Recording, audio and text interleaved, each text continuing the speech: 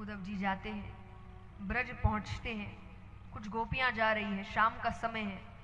उनसे पूछा कि भाई ये नंद बाबा का घर कौन सा है? गोपियां कहे मथुरा से आए हो। बोले हाँ, तुम्हें कैसे पता?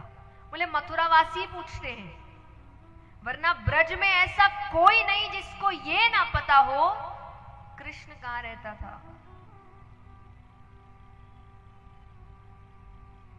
तो वो कहते बताओ कहां रहता है? बोले ये जो नीचे जल की धारा, एक पतली सी जल की धारा जा रही थी, बोले इसके साथ साथ जाओ, ये जहां जाकर रुकेगी वो नंद बाबा का घर है। तो जाने लगते हैं। गोपी कहती और सुनो, इसको साधारण जल मत समझना, ये जब से तुम मथुरावासी हमारे कृष्ण को लेकर गए हो तब से नंद बाबा और यशोदा मैया के जो अश्रु जल बह रहे हैं ये वो जल है। वो इतना रोए हैं भगवान के जाने के बाद। जाते हैं, बाहर आवाज लगा रहे हैं, नंद बाबा, ओ नंदराय जी। साधारण सी आवाज आई किसी की, कौन? बोले मैं उद्धव हूं, कृष्ण का मित्र, संदेश लेकर आया हूं। एक व्यक्ति बाहर आता है, दुबला पतला शरीर, आंखें अंदर तक धसी हुई, झुर्रियां पड़ गई है, कांपती हुई आवाज, कहो मैं नंदराय हूं। भगवान ने जाने से पहले सबका हुलिया बताया था कि कौन कैसा दिखता है। नंद बाबा का हुलिया इतना सा भी मेल नहीं खा रहा। उनको अंदर बैठाते हैं। नंद बाबा ने कहा भूख लगी होगी, बड़ी दूर से आए हो, मैं भोजन लेकर आता हूं। उनके खुद के घर में कुछ नहीं है। और जब वो गए हैं तो उद्धव जी उनके घर का रसोई घर देख रहे हैं। उनके रसोई घर में जाले पड़े हुए हैं, मानो जब से कृष्ण गया है इस घर में खाना ही नहीं बना। खाना लेकर आते हैं, भोजन करवाते हैं। अब बातचीत करने ही लग रहे हैं कि कमरे से यशोदा मैया आती है। और जैसा मैंने कहा, उद्धव जी को दूर से कोई देख ले तो क्या लगता? कृष्ण है। एक बार के लिए तो जोर से चिल्लाती है, कन्हैया तू आ गया। नंद बाबा कहते कन्हैया नहीं है, मित्र है, संदेश लेकर आया है। यशोदा मैया कहती कन्हैया जब छोटा था, जब रोता था, मैं सब काम छोड़कर उसको गोद में लेती थी। वो रोए ना, मैं उसको रोते हुए नहीं देख सकती थी, और कोई काम मेरे लिए जरूरी नहीं था। आज उसकी मां कब से रो रही है, उसके पास समय नहीं है, एक मित्र को भेजा है। उद्धव जी ने कहा आपके लिए संदेश भेजा है, और आप कृष्ण को खुदगर्ज मत समझिए, वो आप सबको बहुत याद करता है। मैं जब यहां आ रहा था तो देवकी माता ने मुझसे कहा कि यशोदा से जाकर कहना, देखिए ये एक तरीके से एक उत्तर है वापस। जब भगवान नए नए आए थे मथुरा में तो देवकी माता ने यशोदा मैया से बात करी थी कि क्या खिलाऊं, खाने में क्या पसंद है इसको, कैसे रहता है, कैसी हरकतें करता है, स्वभाव कैसा है, मुझे तो कुछ पता नहीं। तो यशोदा मैया ने बहुत सी बातें बताई थी। आज जवाब दे रही है देवकी माता।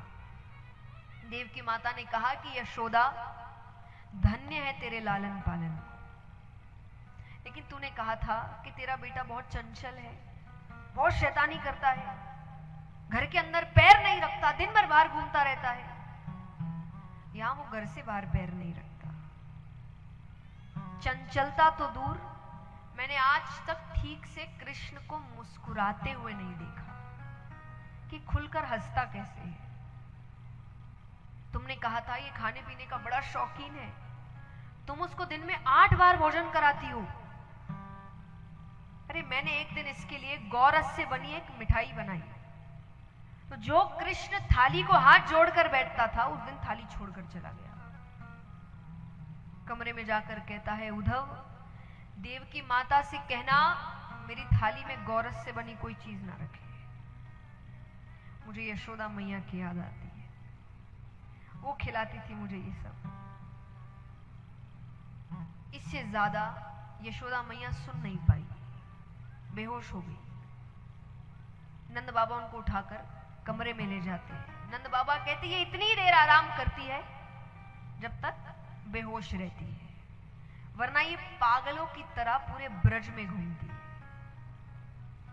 उद्धव जी को लग रहा है क्यों घूमती है। नंद बाबा कहे वो क्या है ना, हमारा बेटा थोड़ी चोरियां करता था, माखन चुराता था। इसको आज भी लगता है कि वो किसी के घर चोरी करने गया और उस व्यक्ति ने उसको घर में बांध के रख लिया है। ये हर घर जाकर माफी मांगती है, मुझे पता है वो शैतान है, अरे मैं घर पर बांध के रखूंगी, वो किसी का नुकसान नहीं करेगा, इसको वापस कर दो। वृक्षों से कहती है तुमने कन्हैया को देखा क्या, अरे कहां चला गया है। गोवर्धन पर्वत से बात करती है, तुम्हारी तो पूजा कराई थी उसने, उससे कहो वो वापस आ जाए। उद्धव जी को अपना काम याद आता है। उद्धव जी कहे बाबा आप बहुत सौभाग्यशाली हैं कि कृष्ण ने आपके यहां लीला करी, लेकिन वो किसी का बेटा नहीं है, वो परम पिता परमेश्वर है। वो लीला करने आया था, करके चला गया। नंद बाबा कहे मैंने तो तुम्हें कोई बहुत समझदार बालक समझा था, तुम तो बड़े साधारण से बालक निकले। क्या कहा, वो किसी का बेटा नहीं, वो भगवान है। अरे भगवान के एक लक्षण नहीं है उसमें। भगवान सबका पेट भरते हैं, हम कहते हैं भगवान किसी को भूखा सोने नहीं देते। जो सबका पेट भरता है वो खुद भूख से तड़प सकता है, तड़प सकता है क्या जो सबका पेट भर रहा है। बोले मैंने कृष्ण को भूख से बिलखते हुए देखा है, वो तब तक रोता जब तक यशोदा खाना नहीं खिलाती। तुम कहते हो भगवान है, भगवान कहते सत्य की राह पर चलो, कहते हैं मेरा बेटा बात बात पर झूठ बोलता है, चोरी करता है, तुम कहते हो भगवान है। और चलो मान लिया मुझसे गलती हुई कि मैंने उसको बेटा कहा, वो तो भगवान है, लेकिन भगवान से गलती हो सकती है, बताइए भगवान से गलती हो सकती है क्या। उसने मुझे बाबा कहा है, उसने यशोदा को मैया कहा है। जब गोपियां उससे कहती नंद बाबा गोरे, बलदाऊ भैया गोरे, यशोदा मैया गोरी, तू कहां से आ गया, इनका बेटा नहीं है, तो वो क्रोधित हो जाता। यशोदा से आकर कहता कि मैया कह दे जब मरी से कि मैं तेरो छोरो हूं। तुम कहते हो भगवान है। और चलो मैंने मान लिया कि वो भगवान है, तो तुमको लगता है तुम्हारा ये कह देना कि वो भगवान है मेरी विरह वेदना कम कर देगा। विरह वेदना मतलब, विरह वेदना माने बिछड़ने का दुख, जब अलग हो जाते हैं जो पीड़ा होती है उसको विरह वेदना कहते हैं। कि तुमको लगता है कि तुम कह दो वो भगवान है मेरी विरह वेदना कम कर देगा।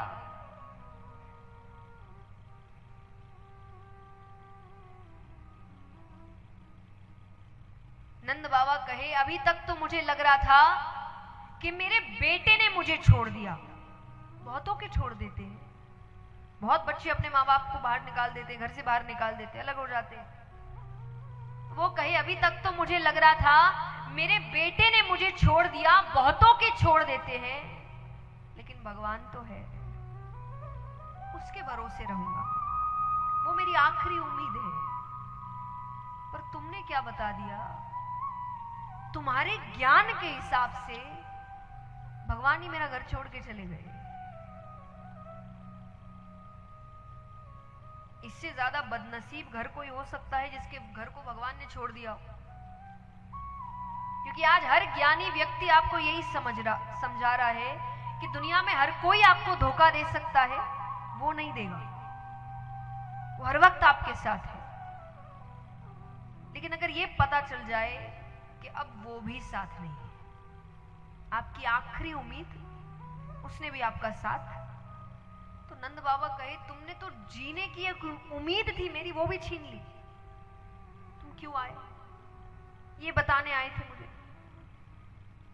नंद बाबा ने रोते रोते अपने नेत्र बंद कर लिए। उद्धव जी को समझ नहीं आ रहा मैं जवाब क्या दूं, वो वहां से चले गए।